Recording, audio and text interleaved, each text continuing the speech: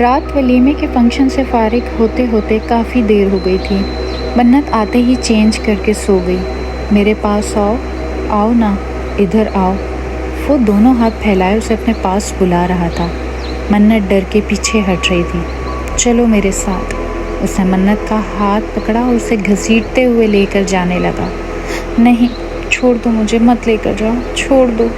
منت اس کی گرفت سے نکلنے کی کوشش کرنے لگی۔ اس کے ناخن بڑے ہونے کی وجہ سے منت نے جب اپنا ہاتھ اس سے چھڑانا چاہا تو اس کے ہاتھ سے خون نکلنے لگا۔ منت پر بے ہوشی طاری ہو گئی، وہ بے ہوش ہو گئی۔ منت ایک دم سے چونک کر اٹھ گئی۔ آس پاس دیکھا تو کمرے میں طلحہ اور اس کے علاوہ کوئی نہیں تھا۔ کمرہ تاریکی میں ڈوبا ہوا تھا۔ طلحہ برابر میں بے خبر سو رہا تھا۔ منت لمبی لمبی سانسیں لینے لگی۔ اس نے سوچا طلحہ کو اٹھائے، لیکن پھر ارادہ ترک کر کے واپس لیٹ گئی اور درود پاک پڑھتے پڑھتے سو گئی۔ صبح منت ڈریسنگ ٹیبل کے سامنے کھڑی تیار ہو رہی تھی جب طلحہ اس کے پاس آ کر کھڑا ہو گیا۔ کیا ہے؟ منت نے اس کی نظریں خود پر محسوس کی تو پوچھا۔ کچھ نہیں۔ طلحہ نے گردن نفی میں ہلائی اور مسکراتے ہوئے اس کی کلائی تھام لی اور ڈریسنگ پر بکھری پڑی چوڑیاں اس کی کلائی میں پہنانے لگا۔ منت نے مسکرا کر اسے دیکھا۔ تمہارا بریسلٹ کہاں گیا؟ طلحہ نے اس کے خالی ہاتھ دیکھ کر پوچھا۔ وہ تو میں نے سنبھال کے رکھ دیا، منت معصومیت سے بولی۔ میں نے وہ تمہیں رکھنے کے لیے نہیں دیا تھا۔ کہاں ہے؟ لے کر آؤ، طلحہ نے اسے گھور کر کہا۔ منت سر ہلاتی ہوئی الماری کی جانب بڑھ گئی۔ یہ لڑکی نا واقعی پاگل ہے، طلحہ بڑبڑایا۔ منت نے بریسلٹ لا کر اسے تھما دیا۔ اسے اتار دو اب اس ہاتھ میں تم نے چوڑیاں پہن لی ہیں اور اس پہ بریسلٹ اچھا نہیں لگے گا۔ طلحہ نے دھاگے کی طرف اشارہ کیا۔ نہیں، منت نے فوراً کہا۔ کیوں؟ طلحہ آئیبرو چکا کر پوچھنے لگا۔ بس میں نے بتایا تو تھا، یہ میری حفاظت کے لیے ہے، منت پریشانی سے بولی۔ اور میں نے کہا تھا تمہاری حفاظت کے لیے اب میں ہوں۔ طلحہ نے ہاتھ دھاگے کی طرف بڑھایا۔ طلحہ، لیکن اس کے پیچھے ایک اور بات ہے، سنو تو پلیز۔ اس سے پہلے منت کچھ اور بتاتی اسے، طلحہ نے دھاگا کھول دیا اور اپنے پاس رکھ لیا اور بریسلٹ اس کی کلائی میں پہنا دیا۔ جلدی آ جاؤ اب، اور ہاں آج شام تیار رہنا، مہر کے گھر جانا ہے۔ طلحہ اس کے گال کھینچتا ہوا چلا گیا۔ منت کو خوف آنے لگا۔ وہ جلدی جلدی تیار ہو کر بھاگنے والے انداز میں کمرے سے نکل گئی۔ منت کے کمرے سے جاتے ہی کسی کا زوردار قہقہ کمرے میں گونجا۔ طلحہ جانے انجانے میں بہت غلط کر چکا تھا، جس کی اسے خبر تک نہیں تھی۔ اس کی یہ غلطی منت کے لیے کتنی نقصان دہ ثابت ہو سکتی ہے۔ شام کو طلحہ اور منت مہر کے گھر پہنچ گئے۔ کھانا خوشگوار ماحول میں کھایا گیا۔ اس کے بعد چائے کا دور چلا۔ ابھی سب باتیں کر رہے تھے کہ منت اٹھ کر سیڑھیاں چڑھتے ہوئے اوپر کی جانب لڑنے لگی۔ منت، طلحہ نے اسے آواز دی۔ منت نے کوئی جواب نہیں دیا۔ رکو، میں اسے لے کر آیا، طلحہ نے کھڑے ہوتے ہوئے کہا۔ چلو ہم بھی اوپر ہی چلتے ہیں۔ مہر نے چائے کی ٹرے اٹھائی اور طلحہ کے پیچھے چلی گئی۔ منت سنو تو یار، طلحہ نے اسے آواز دی جو بس اوپر چڑھتی ہی جا رہی تھی۔ منت، منت چھت پر آ گئی۔ طلحہ بھی اس کے پیچھے پیچھے چھت پر آ گیا۔ طلحہ نے سامنے دیکھا تو منت چھت کی دیوار پر کھڑی ہو گئی۔ طلحہ کی تو مانو جان ہی نکل گئی۔ منت! طلحہ زور سے چیخا۔ مہر طلحہ کی آواز سن کر جلدی سے اوپر آئی۔ طلحہ نے بھاگتے ہوئے منت کا ہاتھ کھینچا اور اسے اپنے سینے سے لگا لیا۔ منت تم پاگل ہو، تم نے میری جان نکال دی، کیا کر رہی تھی یہ؟ طلحہ اس پر چیخا۔ مہر بھی ان کے پاس آ گئی۔ منت یہ کیا کرنے لگی تھی تم؟ مہر نے بھی منت کو دیوار پہ کھڑا دیکھ لیا تھا۔ میں یہاں کیسے؟ میں تو نیچے تھی نا تم سب کے ساتھ۔ منت جیسے ہوش میں آئی ہو۔ طلحہ نے اسے خود سے الگ کیا۔ کیا مطلب تمہارا؟ تم یہاں کھڑی تھی دیوار پر، اگر میں تمہیں نہ اتارتا تو تم گر جاتی، طلحہ غصے سے بولا۔ مجھے سچ میں نہیں معلوم میں یہاں کیسے آئی، منت رو دینے کو تھی۔ طلحہ، مہر نے طلحہ کو آرام سے بات کرنے کا اشارہ کیا۔ منت ابھی تم نیچے چلو، نیچے چل کر بات کرتے ہیں، طلحہ اسے نیچے لے کر آؤ، مہر نے دھیمے لہجے میں کہا اور نیچے چلی گئی۔ طلحہ اور منت بھی نیچے آ گئے۔ اس بار وہ پھر ناکام ہو گیا اور ہر بار کی ناکامیابی اسے طیش دلا رہی تھی۔ مہر نے منت کو پانی پلایا۔ اب بتاؤ منت، کیا ہوا تھا؟ مہر نے پوچھا۔ مجھے کچھ یاد نہیں، منت نے اپنا سر تھام لیا۔ منت دیکھو، ہم سب ساتھ بیٹھے تھے۔ تم اچانک اٹھ کر چھت پر چلی گئی۔ جب ہم چھت پر پہنچے تم دیوار پر کھڑی تھی۔ اگر طلحہ تمہیں نہ کھینچتا تو تم کودنے والی تھی۔ مہر نے اسے ساری بات بتائی۔ تو مجھے کچھ یاد کیوں نہیں؟ منت نے روتے ہوئے اپنا سر پکڑ لیا۔ منت تمہارا دھاگا کہاں ہے؟ مہر نے اس کا خالی ہاتھ دیکھا تو فوراً سے بولی، وہ طلحہ نے اتار دیا۔ منت نے بتایا۔ طلحہ تم نے کیوں اتارا؟ مہر نے خاموش بیٹھے طلحہ سے پوچھا۔ کیا ہے ایسا اس دھاگے میں؟ طلحہ جھنجھلا گیا۔ مہر نے طلحہ کو پوری بات بتائی۔ تم پاگل ہو گئی ہو، ایسا کچھ نہیں ہوتا۔ طلحہ کو یقین نہیں آ رہا تھا۔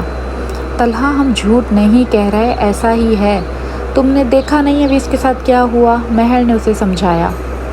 طلحہ سوچ میں پڑ گیا۔ وہ سب پر یقین نہیں رکھتا تھا تو اسے سمجھ ہی نہیں آیا کہ وہ کیا کرے۔ وہ دھاگا کہاں ہے؟ مہر نے پوچھا۔ میرے پاس ہی ہے۔ طلحہ نے پاکٹ سے کالا دھاگا نکالا۔ ادھر دو اسے۔ مہر نے واپس اس کی کلائی پر باندھ دیا۔ اب اسے کھولنا مت۔ مہر نے سختی سے دونوں کو سمجھایا۔ دونوں نے اس بات میں سر ہلا دیا۔ I'm sorry، میں نے تم پر غصہ کیا۔ طلحہ شرمندہ سا اس کے سامنے بیٹھا تھا۔ کوئی بات نہیں، اور سوری مجھے کرنی چاہیے، میں نے آپ کو اتنا پریشان کر دیا اپنی وجہ سے۔ منت نے چہرہ جھکا لیا۔ منت تم وہاں پہنچی کیسے؟ طلحہ کا دماغ اب تک وہیں اٹکا تھا۔ مجھے نہیں یاد بالکل بھی کہ میں وہاں کیسے پہنچی۔ منت بھی الجھن کا شکار تھی۔ کیا واقعی مہر نے جو کہا وہ سچ ہے؟ طلحہ اس سے تصدیق چاہتا تھا۔ منت نے زور سے گردن ہلائی۔ اف، طلحہ جھنجھلا گیا۔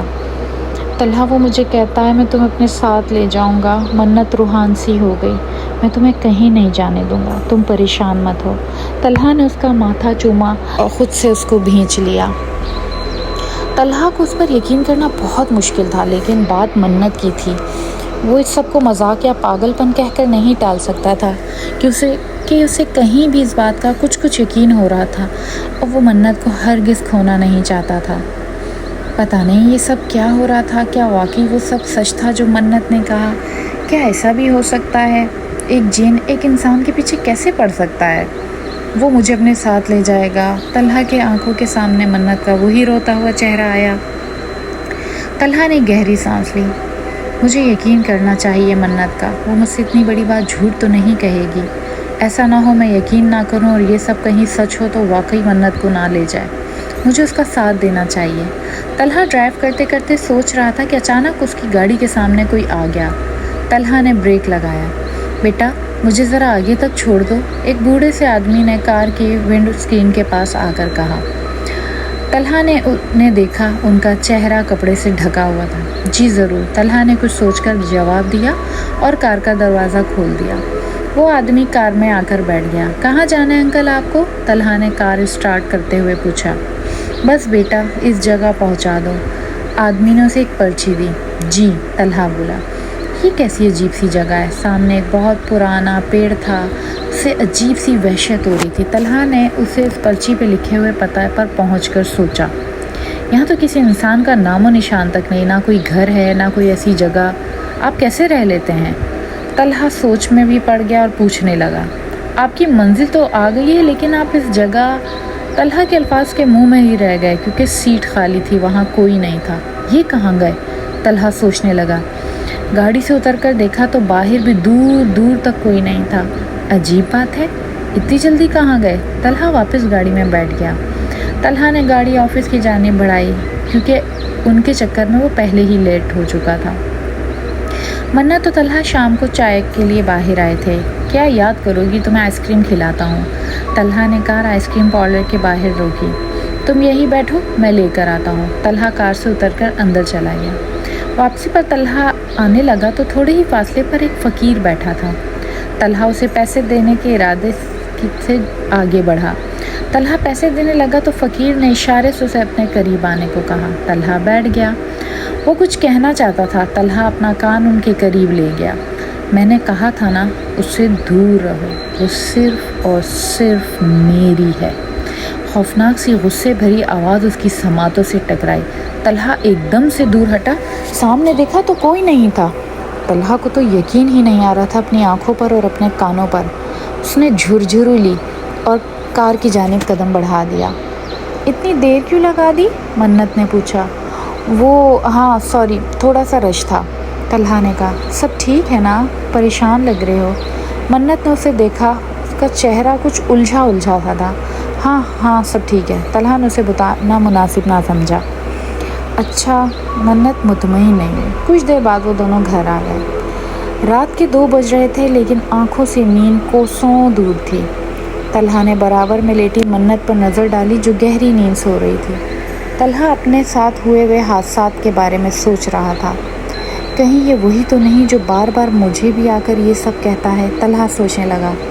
پہلی بار اس نے مجھے یہ لفظ کہے تھے اور اس کا مطلب شیشے پر بھی وہ سب اس نے لکھا تھا، اور وہ سب ایکسیڈنٹ، وہ مجھے ڈرانا، سب کچھ منت سے جڑا تھا۔ وہ چاہتا ہے کہ میں منت سے دور رہوں۔ اس کا مطلب کوئی واقعی ہے جو منت کے پیچھے پڑا ہے۔ وہ چاہتا ہے میں منت سے دور رہوں۔ طلحہ اپنی سوچوں میں غرق تھا جب منت چونک کر اٹھ گئی اور رونے لگی۔